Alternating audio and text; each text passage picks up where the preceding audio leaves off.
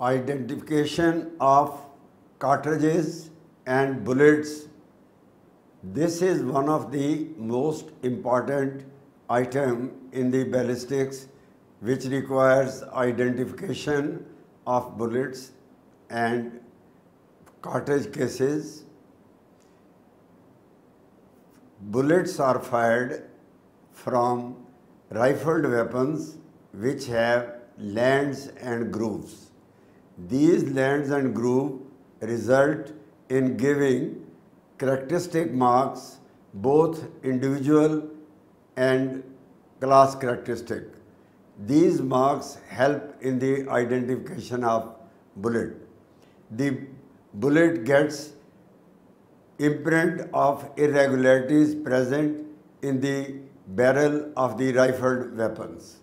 These irregularities are compared with the question bullet of a test bullet using the relevant questioned firearm through a comparison microscope. The comparison microscope compares the striation marks on the bullet which has been fired and called question bullet along with the comparison to be made with a test bullet when it is fired through the same weapon. Since no two weapons can give exactly similar pattern, these help us to identify the firearm as well as bullet. So far as the cartridge cases are concerned, we must take care that these cartridge cases get certain marks which can be as follows. Pin marks is one of the important factor. When a striker strikes the cap of the cartridge, it imparts its pin marks. Similar marks can be seen while the breech marks. There are in addition ejector marks, there are extractor marks. Some of the marks which are in addition may result from the expansion of the cartridge case. Sometimes the bullet may not have enough marking and may get deformed. In such cases, the identification can be carried out by carrying out elemental analysis of the contents of the bullet, which can be carried out by spectrographic analysis as well as by modern instruments such as neutron activation analysis method or atomic absorption spectrophotometry. These methods are able to detect the elements which are present in the bullet, and the comparison can establish whether the two bullets are similar in nature or two parts of a bullet are similar in nature or otherwise. Thank you.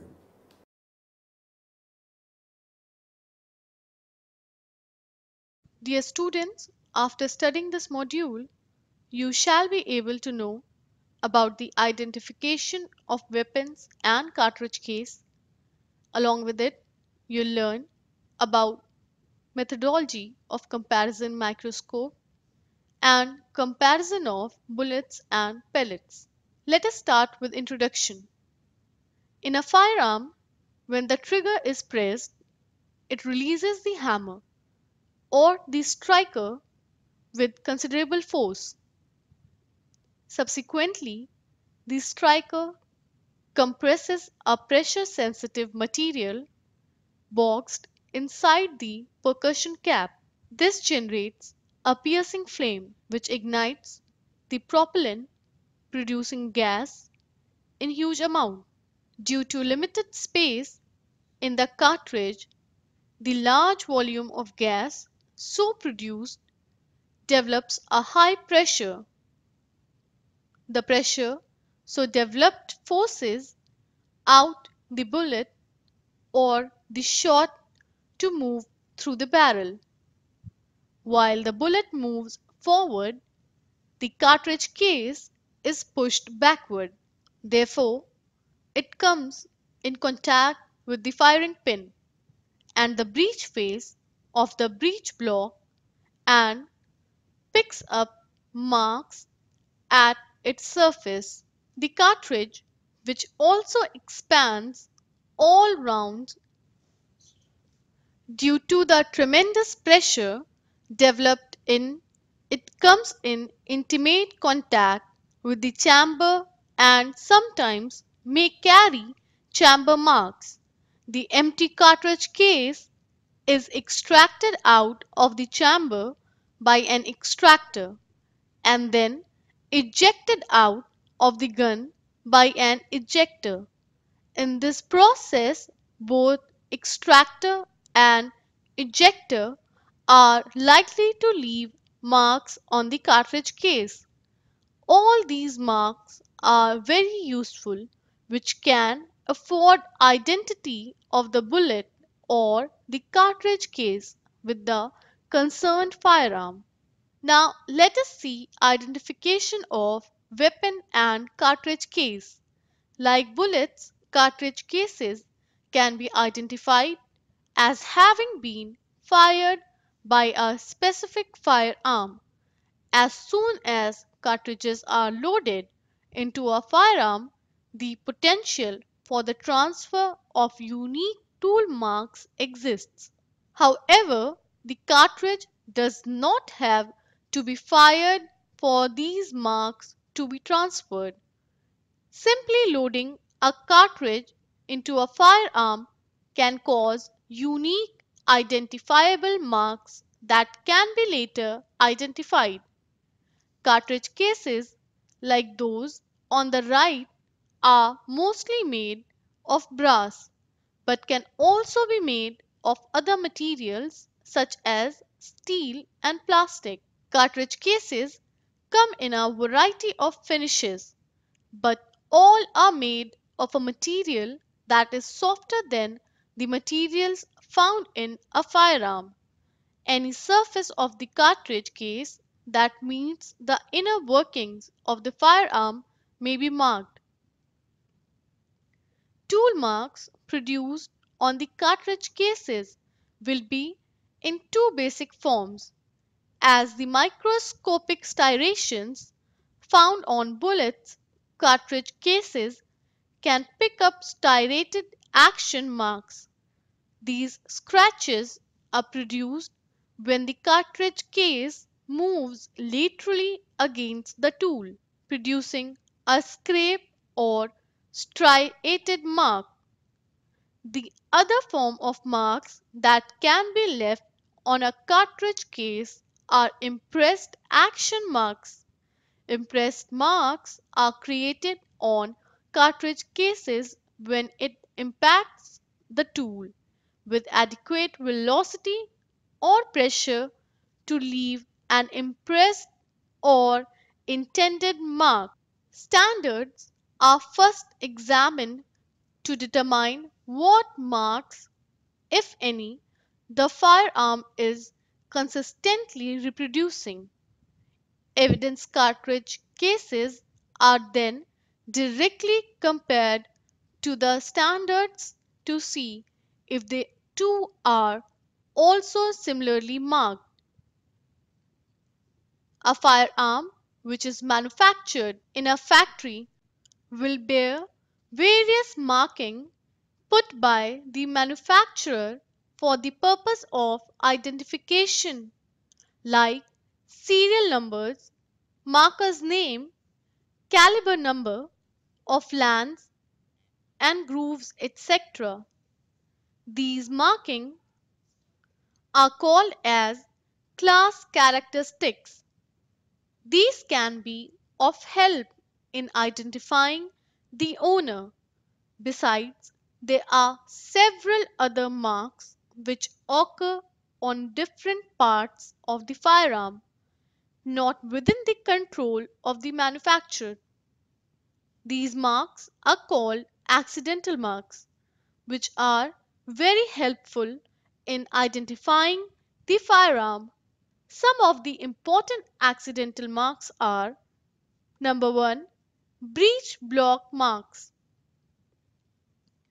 The breech block of a weapon is usually surface finished by a milling tool or file, either of which leaves tiny striation marks on the face of the block. At the moment of firing, the base of the cartridge case strikes with a tremendous force on the breech block, registering impressions on its surface. The marks may occur prominently on the percussion cap, which is made of softer metal than the rest of the surface. Next comes firing pin marks. Because the firing pin strikes the primer cap with force, there will be marks of firing pin on its surface. These marks are due to imperfection, finishing marks, etc. They are different for different firearms and are rarely or never duplicated. Then there are extractor and ejector marks. All firearms have some form of extractor or ejector. The extractor marks are not found on pistol cartridge cases. The pistols have special ejectors which are likely to leave marks on the cartridge cases fired in it. Repeater and automatic arms normally impress definite and recognizable marks like size, shape, and location on the rim of the cartridge case. Sometimes their sliding marks offer more positive identification. The last one would be marks due to expansion. At the time of firing, the cartridge case expands and may take up marks or certain irregularities which may occur in the region where the barrel, the breech block, and the extractor meets. Now, let me shed some light on bullet identification. While a firearm is not usually left at the scene of a crime, a bullet quite often is found at the crime scene. Fortunately, forensics experts do have a number of techniques and tools at their disposal to identify a bullet from a specific firearm. A bullet would carefully be collected to initially compare it to a certain firearm.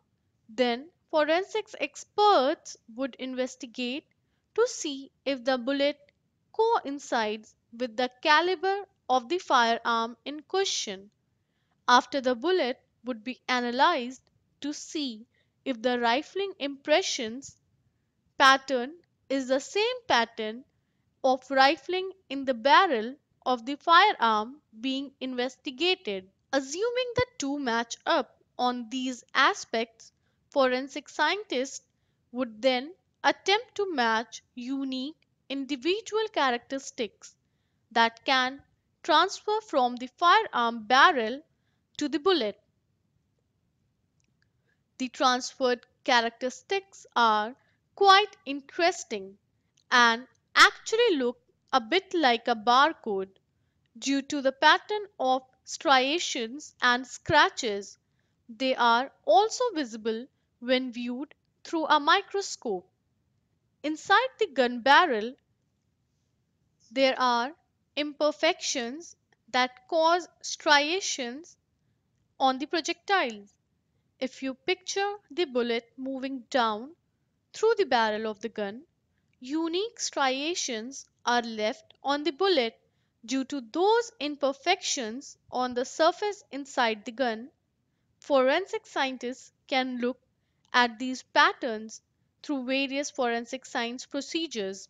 If police can find a potential weapon used in a crime, forensic experts can then analyze the striations on the bullet which occurred during its passage through the gun. This allows forensic scientists to run test bullets through the gun to compare the resulting marks with the recovered bullets.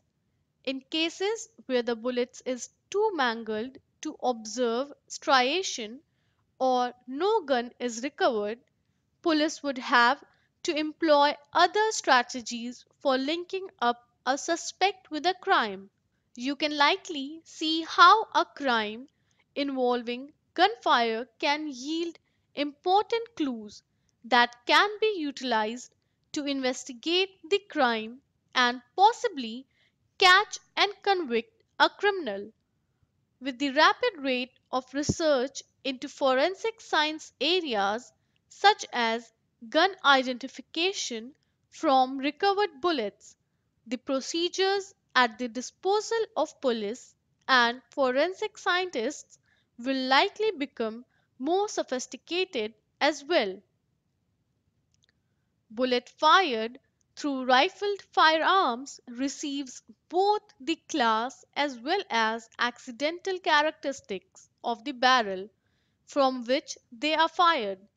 The bullet will show not only the primary marking left by the lands and grooves of the gun barrel but will also reveal the fine striations in all the marks.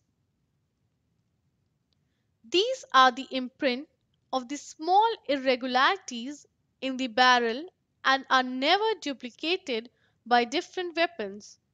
To determine whether or not a particular gun has fired the questioned bullet, a detailed comparison is made of marking on the questioned bullet with corresponding marking on the test bullets fired through the suspected gun. A bullet comparison microscope is used for this determination. The suspect bullet and the test fired bullet are illuminated obliquely in order to create shadows that reveal the ridges and furrows engraved by the gun. Now, let me tell you something about comparison microscope in identification. Since the comparison microscope is probably the most important and most widely used scientific instrument in a modern crime laboratory, the first comparison microscope to be used in the field of criminology was a very crude instrument compared to highly developed instruments now available. A comparison microscope consists essentially of two compound microscopes having identical optical systems so that they give the same magnification connected by an optical bridge containing combination of prisms such that by viewing two separate objects through a single eyepiece the two objects may be compared by bringing the images of parts of each into juxtaposition. The optical field seen through the single eyepiece is a circular area divided into two parts by a thin dark line. The object under the left hand microscope, say the evidence bullet, is seen in the left half of this optical field, and the object under the right hand microscope, say a test bullet, is seen only in the right half of the field. Now let us discuss comparison of bullets and pellets. A bullet is the projectile fired from a rifled weapon and is a part of rifle cartridge, whereas pellets are fired from smooth bore weapons, that is 12 bore shotgun. For example, the bullet while passing through the barrel gets the following characteristic of the barrel. Number 1, class characteristic marks of the barrel. Number 2, accidental characteristics marks or individual characteristic marks. Now let us discuss class characteristic marks in detail.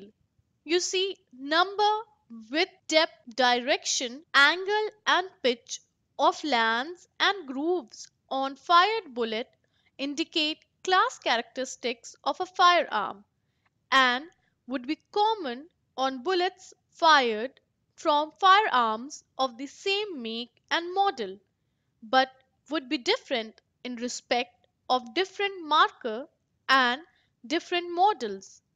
Class characteristics are useful to the extent of quick eliminations only. Now let us see individual characteristics in detail.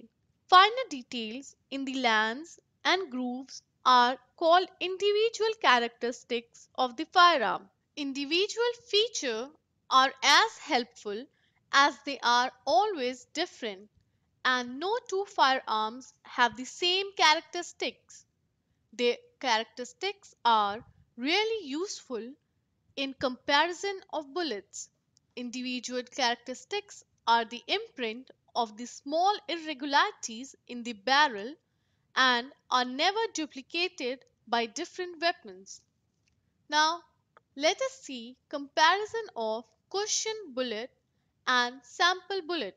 While question bullet may be found at the scene of crime or removed by doctor from the dead body of the victim, the sample bullet or standard bullet need to be obtained from the recovered weapon. There are various methods for recovery of fired bullets, and one of that is firing the bullet in a water tank and its recovery from the tank. In India, most of the forensic organizations use bullet recovery box for recovering fired bullet. Then comes analysis of damaged bullets. Bullets collected for comparison to a specific firearm are examined first to see if they are of a caliber that could have been fired from the submitted firearm. They are then examined to determine if the pattern of rifling impressions found on the bullet match the pattern of rifling contained in the barrel of the questioned firearm. If these class characteristics agree, the next step is to try to make a positive match between the individual characteristics that may have transferred to the bullet from the barrel. When bullet seized at the crime scene is greatly damaged or when only fragments are recovered, comparatively chemical analysis of the crime bullet and test bullets by spectrographic analysis may yield useful information. Now, let me tell you something about pellets comparison. In the past, it was considered that the identification of pellets fired through a smoothbore weapon is impossible. Some progress has been made wherein some ballistic experts claim that it is possible to identify the fired pellet by comparing makes obtained on a slug when it is pushed through the barrel of a suspect weapon with the marks on side pellets fired from it. Dear student, now let me summarize this chapter for you. In this chapter, I have told that when the trigger of a firearm is pressed, it releases the hammer or the striker with considerable force. The striker compresses a pressure sensitive material contained in the percussion cap. This generates a hot piercing flame which ignites the propellant charge. A firearm which is manufactured in a factory will bear various markings put by the manufacturer for the purpose of identification, like serial number, marker's name, caliber, number of lands and grooves, etc. Along with it, we have also learned that all firearms have some form of extractor or ejector. The extractor marks are not found on pistol cartridge cases. The pistols have special ejectors which are likely to leave marks on cartridge cases fired in it. Then we have learned that the suspect bullet and the test fired bullet are illuminated obliquely in order to create shadows that reveal the ridges and furrows engraved by the gun. And lastly, we have come to know that the number, the width, depth, direction, and pitch of lands and grooves on a fired bullet indicate class characteristics of a firearm and would be common on bullets fired from firearms of the same make and model, but would be different in respect of different maker and different models